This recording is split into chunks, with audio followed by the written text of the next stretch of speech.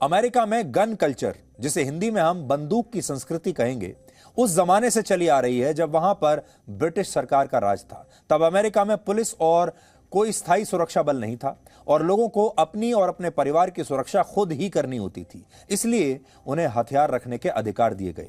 इसके लिए वर्ष 1791 में अमेरिका में कानून बनाया गया और वहां के नागरिकों के लिए हथियार रखना संविधान के दायरे में आ गया। यानी कोई भी नागरिक वहां पर अपनी सुरक्षा के लिए अपने पास हथियार रख सकता है और उस हथियार को लीगल माना जाएगा। हालांकि 19वीं शताब्दी तक अमेरिका को समझ में आ गया था कि वहां गन कल्चर कभी शांति को स्थापित नहीं होने देगा, लेकिन गन लॉबी और कुछ नेताओं के दबाव की वजह से कभी भी इसके खिलाफ कोई सख्त कानून बन नहीं पाया। और आज अमेरिका में हर दिन, सोचिए, इस बात पर ध्यान दीजिएगा, अमेरिका में आज हर दिन औसतन 100 लोग इसी गन कल्चर की वजह से मारे जाते हैं, क्योंकि कोई ना कोई व्यक्ति कहीं से गन खरीदता है या उसके पास पहले से गन होती है और वो किसी की भी हत्या कर देता है। आप अक्सर ये बात सुनते होंगे कि भारत में अंग्रेजों के जमाने के कानून आज भी चल रहे हैं और इन्हें धीरे धीरे समाप्त किया भी जा रहा है। लेकिन अमेरिका दुनिया का शायद इकलौता ऐसा देश है जिसने इस कानून को समाप्त करने के लिए कभी भी कोई प्रभावी कदम नहीं उठाए। आज पूरी दुनिया में 4 देश ही ऐसे बचे हैं जहां के नागरिकों को हथियार रखने का संवैधानिक अधिकार है, और ये देश हैं अमेरिका, मेक्सिको, हाइती और ग्वाटेमाला।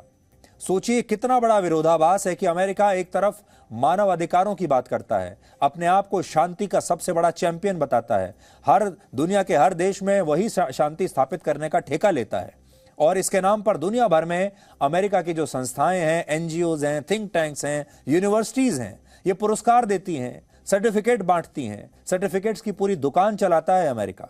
और अमेरिका पूरी दुनिया को बताता है कि लोकतंत्र का चैंपियन कौन है, शांति का चैंपियन कौन है, अहिंसा का चैंपियन कौन है, फ्रीडम ऑफ स्पीच का चैंपियन कौन है और मानव अधिकारों का चैंपियन कौन है, क्योंकि इन सब संस्थाओं पर अमेरिका का ही कब्जा होता है। लेकिन दूसरी तरफ देखिए, वहां लोगों को हथियार रखने का संवैधानिक अधिकार अमेरिका के ही संविधान ने दे रखा है। खुलेआम लोगों को ये गन रखने की पूरी छूट दे रखी है, और फिर ये लोग ऐसी बंदूकों का गलत इस्तेमाल करते हैं और लोगों की हत्याएं करते हैं। और इसके बारे में अमेरिका ना तो बात करता है और ना ही बात करना चाहता है, जबकि हमारे देश में ऐसा नहीं है। भारत में अगर कोई नागरिक बंदूक रखना चाहता है, खरीदना चाहता है, तो यह उसके संवैधानिक अधिकार के दायरे में नहीं आता, बल्कि इसके लिए हमारे देश में एक परमिट की व्यवस्था की गई है, जिसके लिए कड़े नियमों का पालन होता है। आपको बंदूक का लाइसेंस हमारे देश में आसानी से नहीं मिलेगा। आपको यह बताना पड़ेगा कि आपको वो बंदूक क्यों चाहिए, और उसके बाद पूरी व्यवस्था है, सरकार है, वो ये तय करती है कि आपको बंदूक आप रखने के लिए क्वालिफाई भी करते हैं या नहीं। और उसके बाद आपको जो उसका कारतूस होता है वो भी गिनकर मिलता है, और फिर उस लाइसेंस को रिन्यू कराना होता है। भारत के अलावा जापान, जर्मनी और रशिया जैसे देशों में भी इसी तरह की व्यवस्था है। इसके अलावा सिंगापुर, चीन और ऑस्ट्रेलिया जैसे देशों को एंटी गन कंट्रीज माना जाता है, यानी इन देशों में नागरिकों के लिए बंदूक खरीदना या रखना बहुत ही मुश्किल काम है, और वहां इसके लिए बहुत कड़े कानून हैं। जबकि अमेरिका में इसका उल्टा है, जिसकी वजह से अमेरिका का गणतंत्र गणतंत्र में तब्दील हो गया है। वो बात तो करते हैं गणतंत्र की, लेकिन ये गणतंत्र है। इसे आप कुछ आंकड़ों से आज आप समझ सकते हैं। वर्ष 2002 से 2011 के बीच, सोचिए, लगभग 9-10 साल के अंतराल में अमेरिका में हर साल आतंकवादी हमलों में औसतन 31 लोग मारे गए, जबकि गन कल्चर की वजह से वहां हर साल औसतन 11,000 लोगों ने अपनी जान गंवाई है। लेकिन अमेरिका ने आतंकवाद के खिलाफ तो बहुत बड़ी लड़ाई लड़ने का ऐलान कर दिया, अफगानिस्तान तक में अपनी सेना को भेज दिया, लेकिन अपने देश में गन कल्चर को रोकने के लिए उसने कभी कुछ नहीं किया।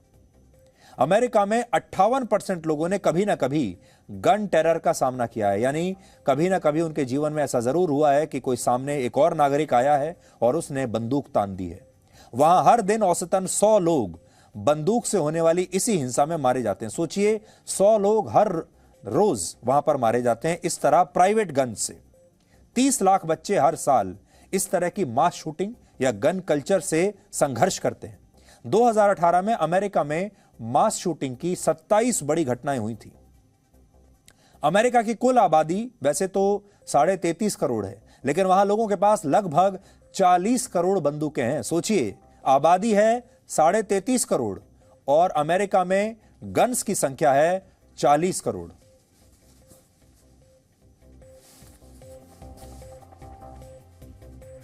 जबकि भारत इस मामले में 7 करोड़ बंदूकों के साथ दूसरे नंबर पर है और चीन 5 करोड़ बंदूकों के साथ तीसरे स्थान पर है। अब सोचिए, भारत में 140 करोड़ लोग रहते हैं और हमारे यहां बंदूकें उस हिसाब से बहुत कम है। 7 करोड़ गन्स हमारे देश में है। अमेरिका में हर 100 लोगों पर 120 बंदूकें हैं, जबकि इसी सूची में दूसरे स्थान पर यमन है, जहां हर 100 लोगों पर 52 बंदूकें हैं, जबकि भारत में हर 100 लोगों पर सिर्फ 5 बंदूकें हैं। यह स्थिति भी तब है जब अमेरिका में लगभग 60% लोग चाहते हैं कि गन कल्चर को रोकने के लिए सख्त कानून बनना चाहिए। अमेरिका दुनिया का अकेला ऐसा देश है जहां गन कल्चर की वजह से लोगों के लिए आत्महत्या करना बहुत आसान है। 2019 में वहां लगभग 24,000 लोगों ने गोली मारकर आत्महत्या की थी अपनी बंदूकों से। अमेरिका में लोगों के लिए बंदूक खरीदना सबसे आसान काम है। इसके लिए सिर्फ 3 चीजें वहां पर चाहिए। पहला, बंदूक खरीदने वाले की उम्र 21 साल या उसके आसपास होनी चाहिए, उससे ज्यादा होनी चाहिए। कुछ जगहों पर यह उम्र 18 साल भी है। दूसरा, उस व्यक्ति की कोई क्रिमिनल हिस्ट्री नहीं होनी चाहिए। और तीसरा, वो व्यक्ति मानसिक रूप से बीमार ना हो। इसके अलावा कोई भी व्यक्ति जो इन तीनों मापदंडों पर खरा उतरता है, वो वहां जाकर कभी भी किसी भी दुकान से बंदूक खरीद सकता है। आज अगर आप भारत में अपने मोबाइल फोन के लिए सिम कार्ड खरीदने के लिए भी जाते हैं तो आपको इससे कहीं ज्यादा कागजी कार्रवाई करनी पड़ती है, इससे कहीं ज्यादा जानकारी देनी पड़ती है। एक सिम कार्ड खरीदना हमारे देश में मुश्किल है और एक बंदूक खरीदना उससे कहीं ज्यादा आसान है अमेरिका में। हमारे यहां बैकग्राउंड वेरिफिकेशन होता है, जबकि अमेरिका में बंदूक खरीदने के लिए बड़ी मामूली सी शर्तें लगाई गई हैं। Presenting B News app available on Google Play and App Store. Download it now.